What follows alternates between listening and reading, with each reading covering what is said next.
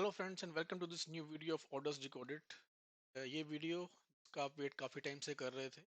मैं आंसर की इसको एनालाइज कर रहा था। तो ये एक्चुअल में क्या था कि काफ़ी दिनों से मैं चेक कर रहा था कि बैकग्राउंड है। सिर्फ आंसर नहीं बताना है, आपको एक्सप्लेन भी करना है मुझे। तो ये आपका फर्स्ट पार्ट है। 1 से लेकर 60 तक के क्वेश्चंस इसके अंदर होंगे and then we will upload second part जिसके अंदर 61 से लेकर 120 तक, वो भी 2 दिन के अंदर आपका कर दूंगा मैं। चलिए स्टार्ट करते हैं वीडियो को। एंड ये जो है आपका बुलेट सीरीज सी है, ये देखिए। एंड कैटेगरी नंबर 1, 4, 8, 9 एंड 11 वाले कैटेगरी वाले को मैं टिक कर रहा हूँ। तो पहला क्वेश्चन देखिए क्या लिखा हुआ है। Sanction of which one of the following authority shall be required for alteration of date of birth of a central government servant. इसका जो आंसर है, इसका आंसर है डी, मिनिस्ट्री डिपार्टमेंट कंसर्न। और अगर आपको चेक करना हो तो FR 56 का नोट 6 पढ़ लीजिएगा। नोट 6 में है 1979 और 1994, इसके अंदर एक OM आया था, तो उस OM के अंदर ये डिटेल दे रखी है। आंसर इसका डी है। नेक्स्ट जो है the age of superannuation in respect of specialist medical officer of the central government, central arm police force and Assam rifles.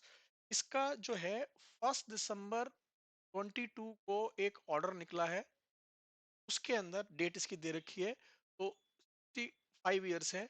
इस पूरे पेपर के अंदर एक बात का ध्यान रखिएगा, सितंबर ऑनवर्ड्स जो है गवर्नमेंट ने डिफरेंट डिपार्टमेंट्स बहुत सारे ऑर्डर्स रिवाइज किए हैं, तो उसके ऊपर से लेटेस्ट क्वेश्चंस आए हुए हैं। तो इसलिए मतलब एक ट्रेंड देखिए कि यूपीएससी का एक ट्रेंड है कि आपका जो भी लेटेस्ट ऑर्डर्स हैं उनको जरूर पढ़िएगा एग्जाम्स पॉइंट ऑफ व्यू से। नेक्स्ट देखिए क्या लिखा हुआ है। Which of the following statement regarding the date of retirement from the service of a government servant on attaining the age of superannuation are correct. The government servant shall retire from the service on the afternoon of last day of the first month on attaining the age of the 60 years। ये statement आपकी correct है। A government servant whose date of birth is first of the month shall also retire from the service on the afternoon of the last day of the month in which he attains the age of 60 years। ये wrong statement है क्योंकि वो previous month की last date को retire होता है। ये correct statement है कि suitable order of the appropriate authority shall be necessary for retirement of a government servant on the due date। और ही ऑर्डर निकालने की जरूरत नहीं है, फर्स्ट लास्ट डेट को ऑटोमेटिकली वो रिटायर हो जाते हैं। तो इसका आंसर आपका ए है। ओनली फर्स्ट स्टेटमेंट जो है वो आपकी करेक्ट स्टेटमेंट है। चलिए आगे बढ़ते हैं फोर्थ क्वेश्चन की तरफ। इन respect of which of the following written consent of the government servant under suspension shall be required for the reduction from the substance allowance। पहला क्या है, अमाउंट टू कोऑपरेटिव सोसाइटीज। क्या है, fund of advance taken from the central provident general provident fund. तीसरा क्या है, contribution under the central government health scheme. अब एक बात का ध्यान रखिए, ये जो आपका थर्ड वाला है, इस थर्ड वाले के लिए ये उससे कोई ऑप्शन लेने की जरूरत नहीं है, ये कंपल्सरी डिडक्शन है। CGIJS, आपका CGHS लाइसेंस, ये सब कंपल्सरी डिडक्शन है। ये आपका स्टेटमेंट जो है, थर्ड स्टेटमेंट, ये स्टेटमेंट रॉन्ग है। बाकी सारी की सारी जो है वो आपकी करेक्ट स्टेटमेंट है। इसका जो आंसर है, इसका आंसर आपका टू, क्या नाम है, 1, 2 एंड 4 है। चलिए नेक्स्ट करते हैं अभी फिफ्थ क्वेश्चन के अंदर क्या है। For which of the following government jobs candidate with implants pacemaker shall be consider not fit. अब ये क्वेश्चन का कहीं मुझे कहीं ऑर्डर नहीं मिला है, पर जो इसके अंदर पेस मेकर की जब बात करते हैं तो पेस मेकर के अंदर तो ऐसी जगह जाना मना होता है जहाँ पे रेडियो एक्टिव कह रहा हूँ, ये आपका फ्रिक्वेंसी जहाँ पे होती है, जिस तरह वो चेक वगैरह करते हैं, आपका एयरपोर्ट वगैरह पे भी चेक करते हैं, तो वहां पे भी जो है उनका मना होता है कि उनको चेक नहीं कर सकते हैं। तो बेसिकली ऑल दीज जो भी जितनी ये जॉब्स हैं, इन जॉब्स के लिए ये सारे के सारे जो अगर पे सिंबल लगा हुआ है तो ये थोड़ा सा डेंजरस टाइप की जॉब्स हैं, किसी के लिए भी मेरे हिसाब से नहीं है। फिर मैं बोल रहा हूँ इसका आंसर मैं गेस कर रहा हूँ। कोई जो है मेरे को इसका ऑर्डर नहीं मिला है, बस गेस वर्क के ऊपर आपको बता रहा हूँ। बाकी जब यूपीएससी की आएगी तो हो सकता है कुछ अलग आंसर निकल के आए। मेरे हिसाब से इसका आंसर बी होना चाहिए। सिक्स क्वेश्चन के अंदर वो है आपका, which one of the following is not a required condition for grant of non practicing allowance medical post. इसका जो एक ऑर्डर आया था वो आपका आया था 7 जुलाई 2017 में। और इसके अंदर मिनिस्ट्री ऑफ एक्सपेंडिचर का जो है ये आपका ओएम है, देख लीजिएगा। और उसके अंदर क्लियर कट सारा लिखा हुआ है। और उसके अंदर आंसर जो है इसका बी है। The post included in the central health scheme, ये आपका रिक्वायरमेंट नहीं है, रेस्ट ऑफ द रिक्वायरमेंट होती है। यहाँ पे उसने यही पूछा हुआ है कौन सी नहीं है। तो ये आपका आंसर है इसका क्वेश्चन नंबर 6 का। अब हम बात करते हैं आगे क्वेश्चन नंबर 7 की। क्वेश्चन नंबर 7 में देखिए क्या बोल रहा है, इन terms of fundamental rule which of the following instance contain anomaly of the stepping up of pay of senior when junior draws more pay। तो इसके अंदर मैंने चेक किया, फर्स्ट कंडीशन सेकंड कंडीशन ये दोनों की दोनों करेक्ट हैं। थर्ड कंडीशन में अगर किसी को भी हायर पे एंड अलाउंसेस मिल रहे हैं बिकॉज जूनियर पहले प्रमोट हो गया क्योंकि सीनियर ने क्या कर दिया, रिफ्यूज कर दिया, तो सीनियर जो है वो स्टेपिंग ऑफ पे क्लेम नहीं कर सकता। सिमिलरली अगर किसी जूनियर को उसकी हायर एजुकेशन की वजह से अगर ज्यादा सैलरी मिल रही है तो भी सीनियर स्टेपिंग ऑफ पे नहीं कर सकता। तो फर्स्ट और सेकंड जो है वो आपकी करेक्ट है। इसके हिसाब से आपका जो आंसर है आपका क्या है, ए आंसर है इसका। अब हम बात करते हैं आपका एट्थ की। एट्थ के अंदर क्या बोल रहा है, ये आपका ज्वाइनिंग टाइम का वो है। ज्वाइनिंग टाइम के बेसिक आपका रूल्स पता होने चाहिए कि जब भी आपका 1000 और 2000 जो है किलोमीटर के बीच के अंदर अगर आपका डिस्टेंस होता है ए स्टेशन से बी स्टेशन के बीच में, तो उस केस के अंदर जो आपको ज्वाइनिंग टाइम मिलता है वो 12 डेज का मिलता है। अगर उसके अंदर 200 किलोमीटर से ज्यादा की रोड जर्नी होती है तो 15 डेज का मिलता है। लेकिन यहाँ पे उसने क्लियर कट कर दिया कि not involving road journey more than 200 kilometre, तो ये इसका आंसर 12 है। अगर 100 किलोमीटर से ज्यादा की जर्नी होती तो इसी का आंसर कितना हो जाता, 15 हो जाता। अब हम बात करते हैं आगे के नाइन्थ क्वेश्चन की। Consider the following statement regarding government servant on foreign service. तो इसके ऊपर जो है आपका आंसर FR 109 पढ़ लीजिएगा। FR 109 के अंदर इसकी कंडीशन गिवन है, उसके हिसाब से इसका जो आंसर बनता है, इसका आंसर बनता है डी। ओनली थर्ड जो है वो आपका करेक्ट है, first and second correct. FR 109 में इसका आंसर है। मैं इतना ज्यादा एक्सप्लेन नहीं कर रहा हूँ, थोड़ा डॉक्यूमेंट्स को सर्च करिए तो ये है कि जो आप लोग जो प्रिपेयर कर रहे हैं उसको भी थोड़ा आइडिया लग जाएगा कि उसके अंदर क्या क्या कंडीशंस हैं। तो उसको नोट कर लीजिएगा, अपने नोट्स का पार्ट बनाइएगा। 10th question, travelling allowance granted by competent authority to government servant whose duty requires him to travel extensively। और इसके लिए जो इसका आंसर है वो परमानेंट ट्रेवलिंग अलाउंस इसका आंसर है। ध्यान रखिएगा ये दो वर्ड है, एक होता है ट्रेवल एक्सटेंसिवली और travel extensively with in headquarter and एक डिस्टेंस विद इन 16 किलोमीटर। तो उसके लिए उसका जो आंसर होता है वो आपका कन्वेंस अलाउंस होता है। लेकिन यहाँ पे सिंपल से ये लिखा हुआ है ट्रेवल एक्सटेंसिवली, इसीलिए इसका जो आंसर है परमानेंट ट्रेवलिंग अलाउंस है। 11th की बात करते हैं। 11th में बोल रहा है फॉलोइंग स्टेटमेंट चेक करिए कि क्या क्या इसके अंदर वो है कि अगर कोई ट्रेवल करता है रोड से लेकिन इन पब्लिक इंटरेस्ट, तो कॉम्पिटेंट अथॉरिटी के पास पावर है कि वो रोड माइलेज अलाउंस दे दे जो भी उसको मिलना चाहिए। इसके ऊपर भी अगर आप चेक करें तो SR30 के अंदर ये स्टेटमेंट्स एज इट इज लिखी हुई हैं सारी की सारी, और उसके हिसाब से फर्स्ट एंड सेकंड ये दोनों करेक्ट स्टेटमेंट हैं। थर्ड जो है वो आपका करेक्ट स्टेटमेंट नहीं है। If a government servant travels by route which is not the shortest but is cheapest, then the shortest uh, his mileage allowance should be calculated on the shortest route। अगर आप SR30 पढ़ेंगे तो उसमें लिखा हुआ है his mileage allowance should be calculated on the route actually used, shortest route नहीं लिखा हुआ है। दैट्स वाई ये थर्ड स्टेटमेंट आपकी रॉन्ग हो गई है, और इसके हिसाब से आपका जो आंसर है, इसका आंसर है आपका ए, 1 और 2 करेक्ट है।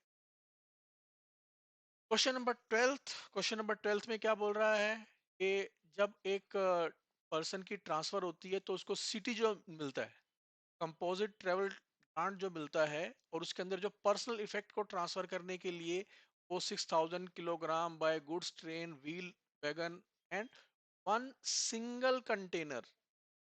तो इस सिंगल कंटेनर की वजह से इसका आंसर क्या हो गया, सी हो गया। अगर ये सिंगल कंटेनर की जगह डबल कंटेनर होता तो इसका आंसर क्या हो जाता, 12 एंड अबव हो जाता। फिलहाल इसका जो आंसर है क्या है आपका, 12 है।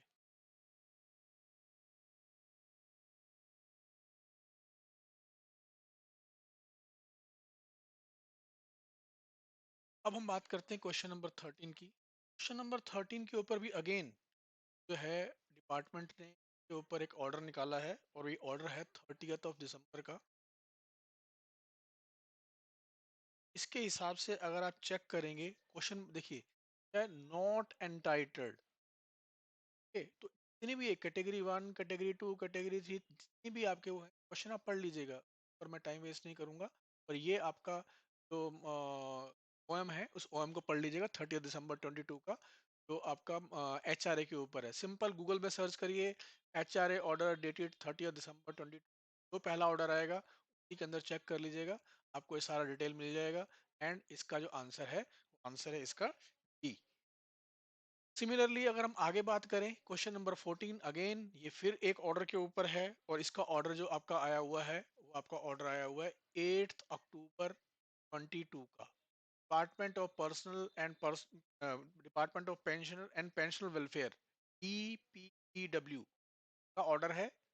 आप सर्च करिए सिंपल DPPW ऑर्डर डेटेड 8 अक्टूबर 2022, और उसके हिसाब से आपको आंसर मिल जाएगा। अगेन ये सारे के सारे जो आपके जो क्वेश्चंस हैं उसका आपका जो क्या पूछा है उसने, कि dearness relief granted with effect from के ऊपर एप्लीकेबल है। आंसर ये डी आंसर है इसके अंदर। क्वेश्चन नंबर 15 अगेन ये बात कर रहा है कि 6 CPC का जो है आपका जो 1 जुलाई 2022 से कितना उनका जो है डीए बना है। दो लोग 6 CPC के हिसाब से पे ले रहे हैं, यानी जिनके पे रिवाइज नहीं हुई है 7 CPC के हिसाब से। तो अगर इसका आप ऑर्डर चेक करेंगे, इसका ऑर्डर भी आपका 12 अक्टूबर को आया हुआ है, 12 अक्टूबर 2022 का ऑर्डर है। और उसके अंदर पहले 1 जनवरी से 203 था, जिसको बढ़ा के 212 कर दिया था। यहाँ पे आपका 12 अक्टूबर 2022 का ऑर्डर देख लीजिएगा, इसका आंसर डी है।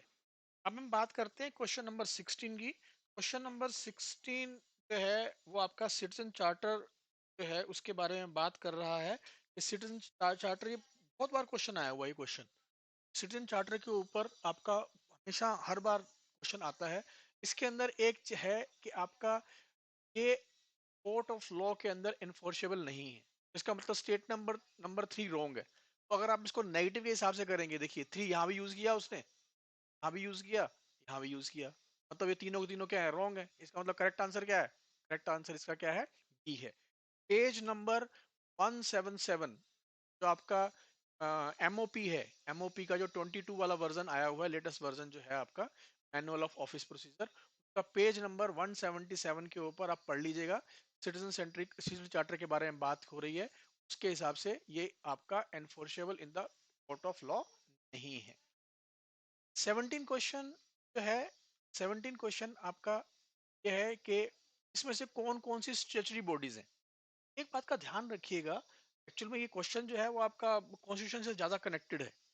एक होती है आपकी कॉन्स्टिट्यूशन बॉडी, कॉन्स्टिट्यूशन बॉडी कौन सी होती है, जिनका जिक्र कॉन्स्टिट्यूशन के अंदर है।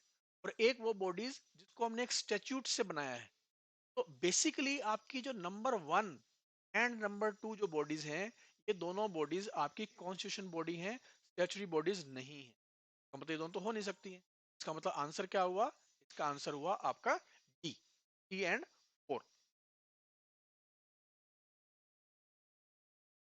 अब ये है, which of the following is not, 18 question, of the following is not A constitute of integrate headquarter of ministry of defence. जो लोग डिफेंस में काम करते हैं तो मालूम है, आर्मी हेडक्वार्टर भी है, एयर नेवल हेडक्वार्टर भी है, और आईडीएस भी है, एचक्यू आईडीएस भी है। तो बचा कौन सा? सी। आंसर सी है आपका। Again, chief accounting authority of ministry department, अगर आपने थोड़ा बहुत भी पढ़ा हुआ है, यानी कि स्टार्ट भी किया है मैनुअल ऑफ ऑफिस प्रोसीजर, तो आपको मालूम होगा जो secretary of the ministry department होते हैं, that are your chief accounting authority. इसका आंसर आपका सी है। अगर आपको चेक करना हो, para number 3.1 of C S M O P आपका है, उसको देख लीजिएगा, उसके अंदर ये बात लिखी हुई है। 20 जो है वो बात कर रहा है कि कौन सी पीएसयू, सेंट्रल पीएसयू हम बोलते हैं, इसके अंदर गवर्नमेंट का स्टेक कितना होना चाहिए। अगेन, इसके अंदर भी आप पैरा 2.10, ये सब डेफिनेशंस में से आया हुआ है, और उसके अंदर लिखा हुआ है जहां पे भी गवर्नमेंट का स्टेक 50% और मोर होता है, वो आपकी सेंट्रल पीएसयू कहलाती है। क्वेश्चन नंबर 21, इसके अंदर आपसे क्या पूछ रहा है कि कौन से जो है एलिजिबल है पर्सन सीजीएचएस के लिए। अगेन, ये इसका मुझे कहीं से कहीं मिला नहीं है जवाब, कहीं भी कोई रूल नंबर नहीं मिला है, बट एक जो बुक के अंदर लिखा हुआ था उसके हिसाब से आपका इसका आंसर जो है मैंने डी मार्क किया है। मेरे हिसाब से करेक्ट होना चाहिए, अगर कोई गलती नहीं है। फिर भी अगेन यूपीएससी के अंदर हो सकता है कुछ चेंजेस आए, पर मेरे हिसाब से इसका आंसर ये डी ही है, 1, 2 एंड 3। अगेन 22 जो है, इतनी बार पूछा जा चुका है क्वेश्चन, ये जो है मतलब पिछली बार भी 16-17 वाला जो एग्जाम था उसमें भी क्वेश्चन ये पूछा गया था कैजुअल लीव के बारे में। कैजुअल लीव के बारे में, it is not a recognize form of leave, यानी कि एक्चुअल में ये सीसी एस आपका जो लीव रूल 1972 है उसका पार्ट नहीं है। ऑल्दो डीओपीटी ने इसके ऊपर एक ब्रोशर इशू कर रखा है, it is not subject to any rule. मेरे हिसाब से एक्चुअल में ये स्टेटमेंट रॉन्ग होनी चाहिए, क्योंकि डीओपीटी ने जो है इसके ऊपर ब्रोशर इशू कर रखा है, और गवर्नमेंट ऑफ इंडिया में ऐसी कोई भी चीज नहीं है जो रूल के बिना चलती हो। लेकिन यूपीएससी इस स्टेटमेंट को करेक्ट मानता है, यूपीएससी इस स्टेटमेंट को करेक्ट मानता है, तो ये भी उन्होंने बोल दिया। एंड इसके बाद जो थर्ड वाला है, उसके अंदर बोला है कि टेक्निकली गवर्नमेंट सर्वेंट जो है एब्सेंट होता है, एब्सेंट नहीं होता है, उसको ड्यूटी पे माना जाता है। तो ये स्टेटमेंट आपकी रॉन्ग है, बाकी तीनों स्टेटमेंट करेक्ट है। तो इसका आंसर जो है वो क्या हो गया आपका? सी हो गया है इसका आंसर। अब हम बात करते हैं क्वेश्चन नंबर 23 की। क्वेश्चन नंबर 23 जो है उसके अंदर अगर आप देखेंगे तो ये है आपका, which of the following categories are comeback case. Again, ये जो कमबैक केस वाली कहानी है, ये आपका बड़ा इंटरेस्टिंग है, कहीं आप मेन उसके अंदर है ही नहीं। जब आप पेपर के लिए पढ़ाई करते हैं तो क्या होता है, आप पूरे पूरे जो है उसके रूल नंबर वगैरह सब पढ़ लेते हैं, स्टार्टिंग में और एंड में कोई बात नहीं कर रहा है। ये पेपर क्वेश्चन आया हुआ है ग्लॉसरी के अंदर, अगर आप देखेंगे तो ग्लॉसरी है C S M O P की, उसमें देखिएगा ग्लॉसरी के अंदर पेज नंबर 209 चेक करिएगा, उसके अंदर है इसका आंसर, और इसका आंसर जो है वो 2 एंड 4 है। सिमिलरली तो अगले वाला है, वो भी आपका ग्लोसरी के अंदर आया है, वो आपका पेज नंबर 213 के ऊपर है, और इसका आंसर क्या है? इसका आंसर है आपका रूटीन नोट। सिर्फ ये देखिए, जो मैं आपको ये सिर्फ आंसर भी बता सकता था, मैं एक्सप्लेन क्यों साथ साथ कर रहा हूँ, ताकि आप अगर अगले एग्जाम के लिए तैयारी कर रहे हैं तो उसके लिए आपको किस ढंग से पढ़ना है, यूपीएससी किस क्वेश्चन पूछता है, पता लगे। तो अगर आप वीडियोस, जो आने वाले वीडियोस हैं उनका अगर आप चाहते हो कि आपको उसका नोटिफिकेशन मिलता रहे, तो जब आप वीडियो देख रहे हैं साथ साथ बेल आइकन भी दबा दीजिए, और अगर आपने अभी तक सब्सक्राइब नहीं किया है तो वो भी कर लीजिए। अब हम बात करते हैं क्वेश्चन नंबर 25 की। क्वेश्चन नंबर 25 अगेन भाई एमओपी से है आपका, और एमओपी से जो है इसके अंदर पैरा नंबर 2.6 पढ़ लीजिएगा। पैरा नंबर 2.6 के हिसाब से का जो आंसर है 7.6 का आंसर जो है वो आपका अटैच्ड ऑफिस है। बेसिक डेफिनेशन है, इसलिए मैं कुछ एक्सप्लेन नहीं कर रहा हूँ। क्वेश्चन नंबर 26 अगेन, ये भी आपका CSMOP पे से है, पैरा नंबर 7.6 में, और इसका आंसर जो है वो आपका क्या है, सी आंसर है, नॉट मोर देन 4।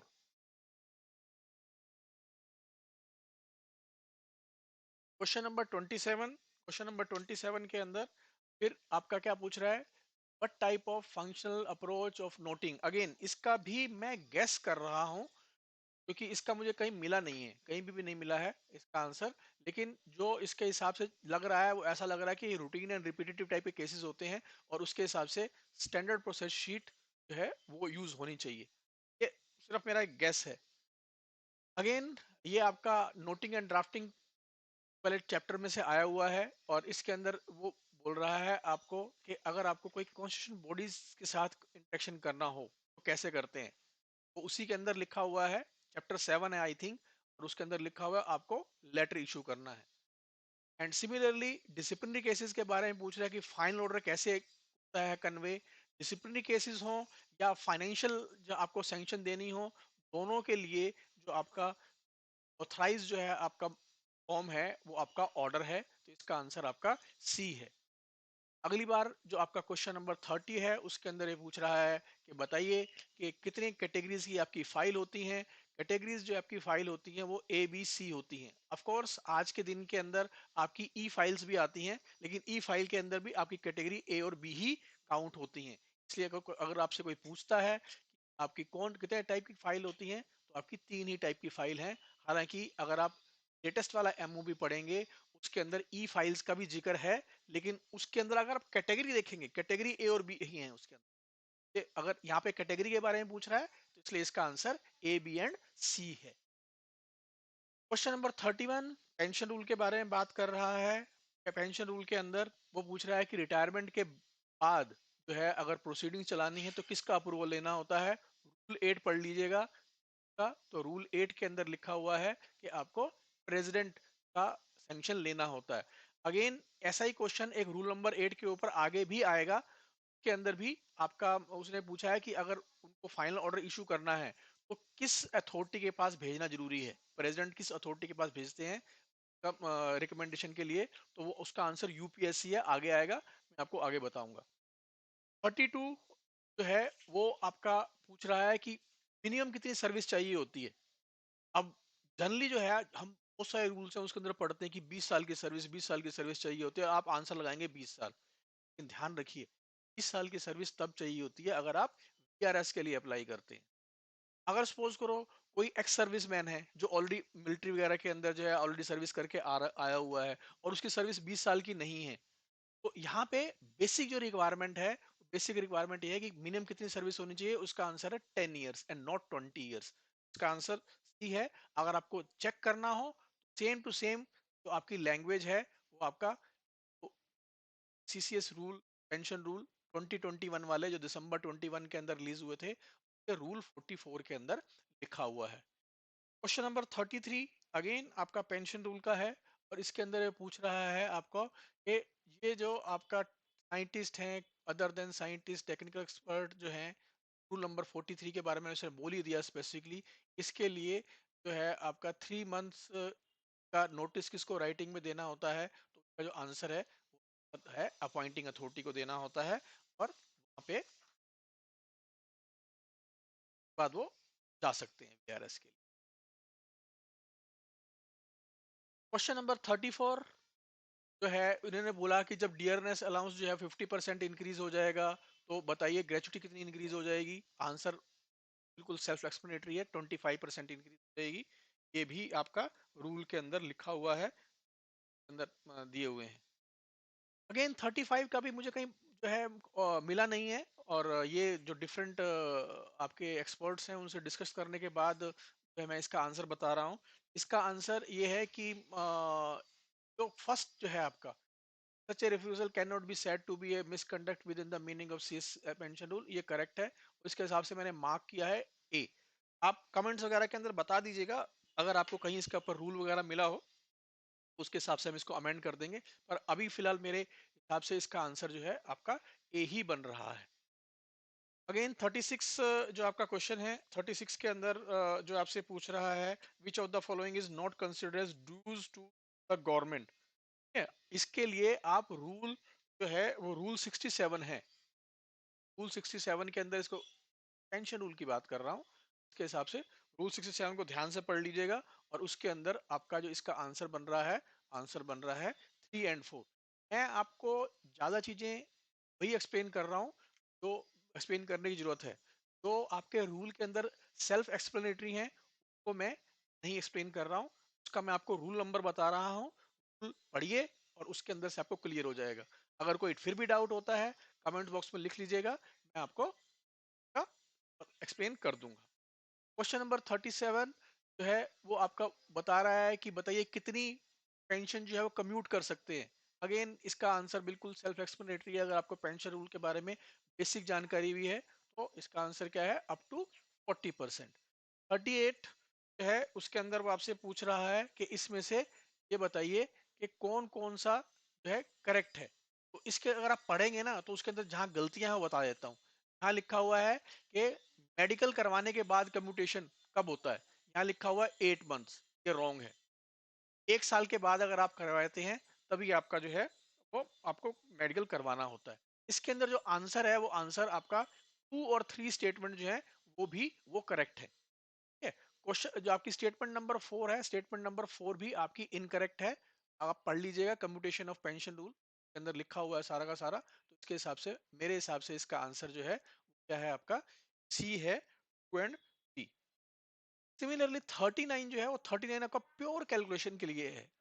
यहाँ पे आपको पता है कि जो आपके ये 27.5 है, अगर आप इसका एस एम पी बनाएंगे, एस एम पी मतलब 6 मंथली पीरियड, तो वो बनेंगे आपके 55। और ग्रेचुटी कैलकुलेशन करने का जो बेसिक तरीका होता है वो आपका होता है 1/4 into emolument into number of S M Ps, ये फॉर्मूला होता है। अब क्वेश्चन होता है कि एमोल्यूमेंट क्या काउंट होते हैं। एमोल्यूमेंट में आपकी बेसिक होती है और ये होता है। बेसिक आपको दे रखी है, ये आप निकाल लीजिए। टोटल जो है आपका बनेगा 9 7 9 2 7 2 8, और उसको आप यहाँ पुटअप कर दीजिए। टोटल जो आपका आंसर आएगा वो आपका आंसर आएगा। अब हम बात करते हैं क्वेश्चन नंबर 40 की। क्वेश्चन नंबर 40 आपका पेंशन रूल का ही क्वेश्चन है। रूल नंबर 54 पढ़ लीजिएगा। रूल नंबर 54 ये बोलता है कि अगर वो जाता है तो आपको एवरी मंथ है वो लिस्ट भेजनी होती है अकाउंट। कि आप देख लीजिएगा कि वो लोग जो विद इन 15 मंथ रिटायर होते हैं, कॉपी, लिस्ट की कॉपी अकाउंट्स ऑफिसर को कब भेजनी होती है, ये लिखा हुआ है। और इसका जो आंसर है, इसका आंसर है एवरी मंथ भेजनी होती है इसकी लिस्ट। पढ़ना हो, अगर डिटेल कहाँ लिखा हुआ है, रूल 54 पढ़ लीजिएगा, के अंदर लिखा हुआ है। 41 के अंदर पूछ रहा है कि आप बताइए कि पेंशन के लिए एमोल्यूमेंट कौन कौन से काउंट होते हैं। अब जनरली हम जो नॉर्मल गवर्नमेंट ऑफिस में काम करते हैं तो उनके लिए क्या होता है, पे इन द पे लेवल, वही लेकिन जो डॉक्टर्स जिनको एनपीए मिलता है, एनपीए के ऊपर 2 3 क्वेश्चन आए हुए हैं, उसके अंदर वो पे इन द पे लेवल भी होता है और आपको एनपीए भी मिलता है। तो बेसिकली ये दोनों आपका पेंशन के लिए काउंट होते हैं। तो जो इसका आंसर है वो इसका आंसर है 1 एंड 3 वाला आंसर है।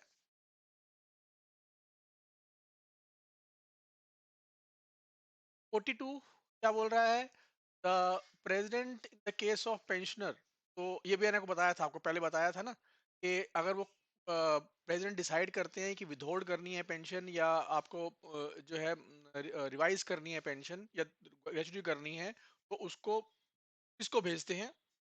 इसका आंसर यूपीएससी है। ये मैंने आपको पहले जब पिछला क्वेश्चन आया था तब भी मैंने आपके साथ मैंने जवाब दिया था आपको। 43 जो है वो बोल रहा है कि 1/1/2016 में एडिशनल पेंशन अगर जो है 50% एक्स्ट्रा पेंशन जो मिलती है वो कौन सी एज पे मिलती है। तो इसका बेसिक रूल है, बेसिकली 80% पे 20% एक्स्ट्रा होती है, 85 पे 30%, 90 के ऊपर 40% और 95 एंड अबव के ऊपर जो है वो आपका 50% होती है। अगर कोई सेंचुरी मार लेता है तो उसकी पेंशन डबल हो जाती है, यानी कि 100% इंक्रीज। बेसिक रूल है। आप जब एडिशनल पेंशन वाला जो रूल है उसको पढ़ेंगे, जिसका एक ऑर्डर निकला हुआ था, तो ऑर्डर के अंदर भी क्लियर कट मेंशन है। इसके अंदर जब आप पढ़ेंगे एक बात का जरूर ध्यान रखिएगा, क्वेश्चन कभी कभी पूछा जाता है कि कब से होगा। ध्यान रखिएगा जिस पर्टिकुलर मंथ में आपकी वो एज कंप्लीट होती है उसी मंथ की मिलती है। यानी कि अगर सपोज करिए आपकी जो है 80 इयर्स की जो एज है वो आपका अगस्त 23 के अंदर हो रही है, 25 अगस्त को हो रही है, क्वेश्चन उठता है कि सितंबर वाली में होगा या अगस्त वाली में होगा। आंसर है अगस्त वाली में होगा। जिस पर्टिकुलर मंथ में 80 ईयर से कंप्लीट हो रहे हैं उस मंथ की पेंशन बढ़ी हुई मिलेगी। 44 क्वेश्चन जो है वो इसके अंदर पूछ रहा है आपसे कि एज ऑफ सुपर एनुएशन का जो है 43 रूल के अंदर में जो है कौन सी जो पेंशन है वो मिलती है। इसको हम बोलते हैं कंपेशनेट अलाउंस। रूल 40 रूल 31(6) को पढ़ लीजिए, अंदर आपको बता रखा है। 45 45 के अंदर आपसे क्या पूछ रहा है कि जो आप एमोल्यूमेंट बोल रहे हैं, consider the following statement regarding the emolument और calculation of retirement benefits in terms of CCS pension rule 2021। अब यहाँ पे नॉर्मली हम बोलते हैं कि ठीक है आपका बेसिक पे इन द पे लेवल है, सब कुछ है, लेकिन यहाँ क्या बोल रहा है कि अगर आर्म फोर्सेस के अंदर अगर वो डेपुटेशन के ऊपर है तब तब क्या होगा। और दूसरा जो है आपसे पूछ रहा है कि अगर कोई जो है स्टेगनेशन इंक्रीमेंट है तो क्या वो उसका पार्ट बनेगा। तो बेसिकली आज के दिन में स्टेगनेशन इंक्रीमेंट नाम की कोई चीज नहीं है, इसलिए आपको इसके बारे में आइडिया नहीं है, लेकिन स्टेगनेशन होती है। तो उस रूल के अंदर अगर आप पढ़ेंगे, क्या पढ़ना क्या है आपको, रूल 31 का एक्सप्लेनेशन पढ़िएगा नीचे, और उसके अंदर भी स्पेसिफिकली 31(6) वाला जो है वो एक्सप्लेनेशन पढ़िएगा। उसके अंदर ये दोनों के दोनों जो हैं वो आपका एमोल्यूमेंट का पार्ट होते हैं पेंशन फिक्स करने के लिए। इसीलिए इसका जो आंसर है, इसका जो आंसर है वो आपका ए है। अगला जो क्वेश्चन है आपका क्वेश्चन नंबर 46। वो क्वेश्चन नंबर 46 जो है वो आपका आईएसटीएम ने एक नोट्स इशू किए हुए हैं, नोट्स ऑन ऑफिस प्रोसीजर, उसके अंदर से लिखा हुआ है। और उसके अंदर से हिसाब से अगर आप वो देखेंगे तो इसका ये जो सारी सारी टर्म्स यूज हुई वो आपका मेथड स्टडी के साथ कनेक्टेड है, इस हिसाब से पूछी हुई है, तो इसका आंसर बी है।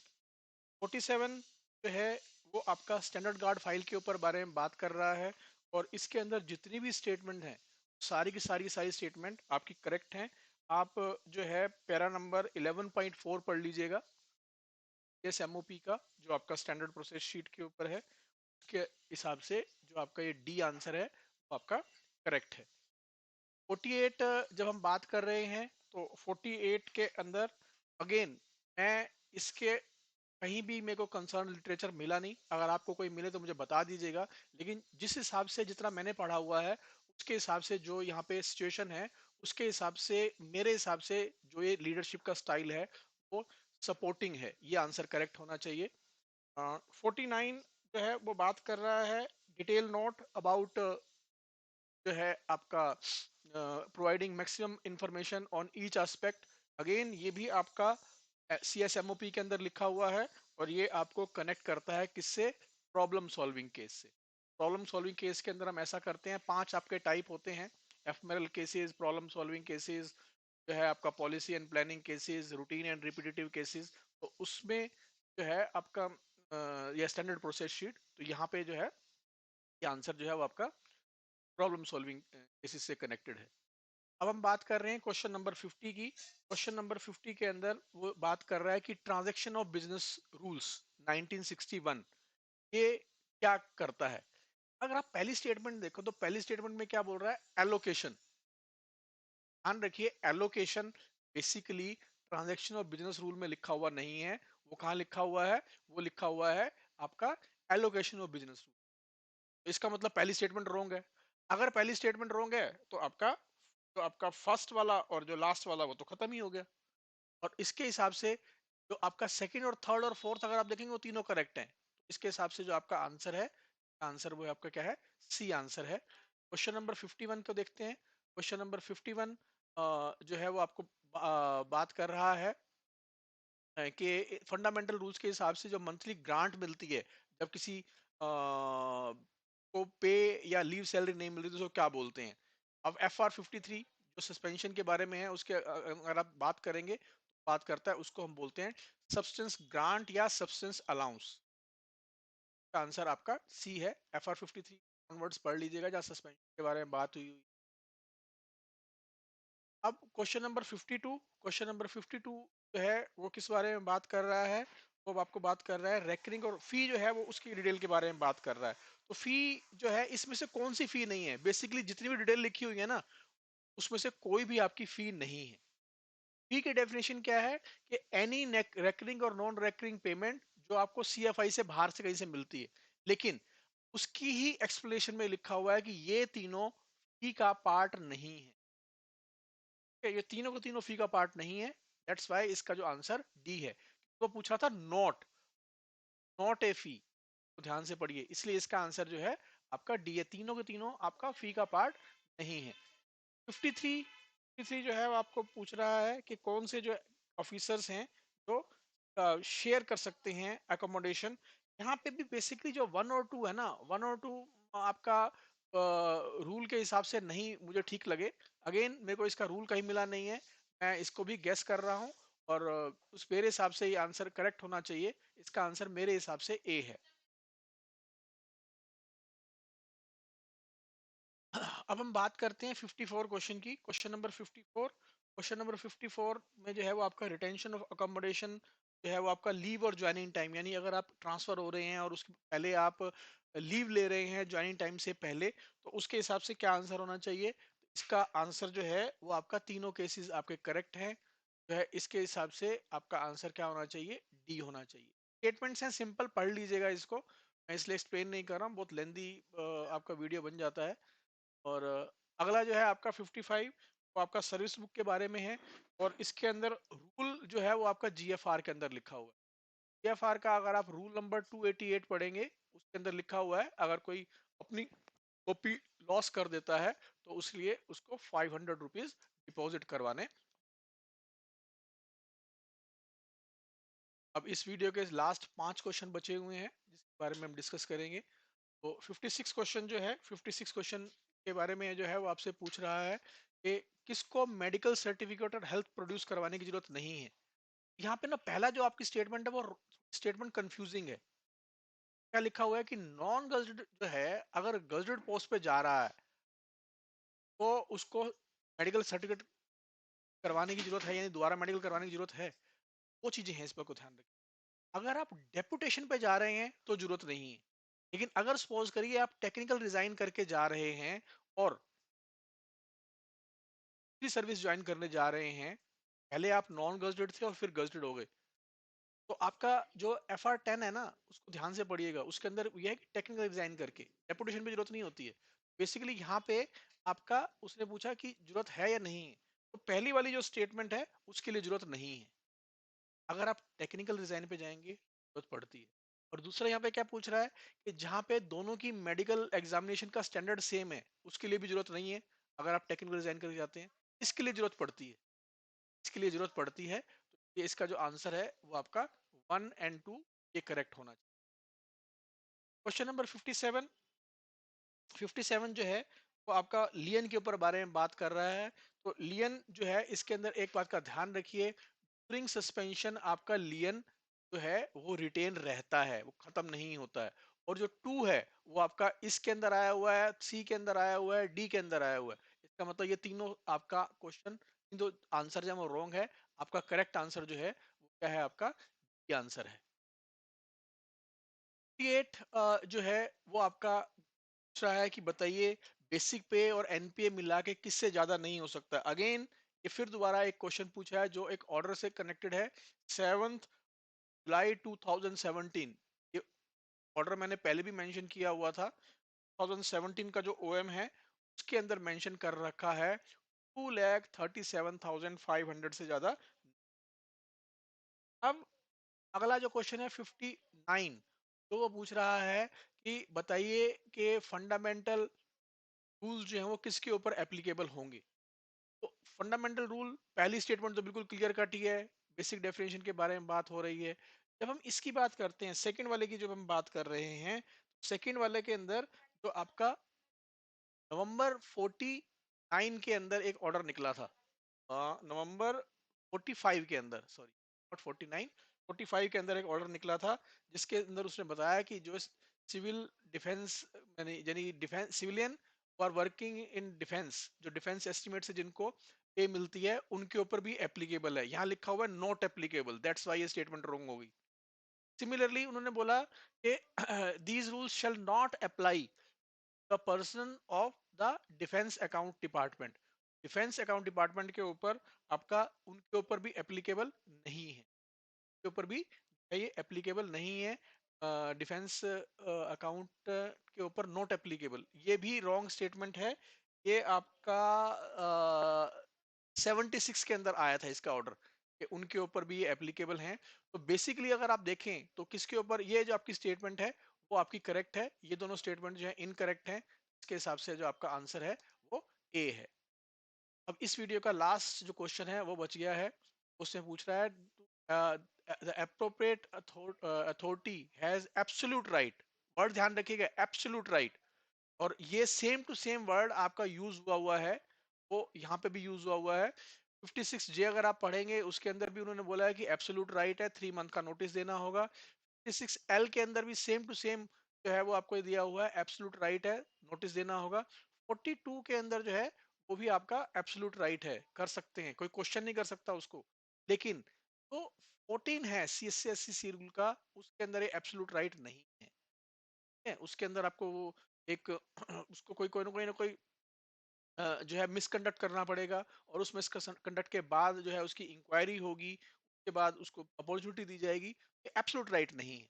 ये 4 आपकी स्टेटमेंट जो है वो रॉन्ग है, और इसका आंसर जो है वो आपका डी है। तो ये आपका फर्स्ट पार्ट जो आपका वीडियो है वो उसका फर्स्ट पार्ट वीडियो खत्म हो गया है यहाँ पे, और इसका सेकंड पार्ट भी मैं जल्दी अपलोड करूंगा, जिसके अंदर क्वेश्चन नंबर 61 से लेकर 120 तक होंगे।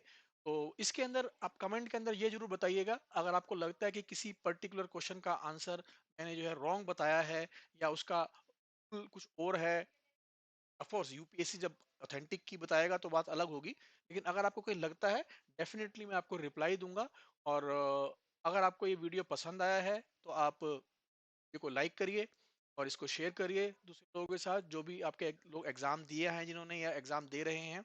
और सेकंड पार्ट आपको मैं जल्दी अपलोड करूंगा। सिमिलरली जो पेपर 1 का जो है आपका सोल्यूशन का जो पार्ट है वो भी कोशिश करूंगा कि इस नेक्स्ट जो कमिंग वीकेंड है तब तक हो जाए। बट तब तक आप इस वीडियो को देखिए और अपना कमेंट जरूर करिएगा, बेल आइकन दबा दीजिए सो दैट फ्यूचर जो वीडियोस हैं उनका लिंक आपको ऑटोमेटिकली नोटिफिकेशन आ जाए। Thank you, thank you very much.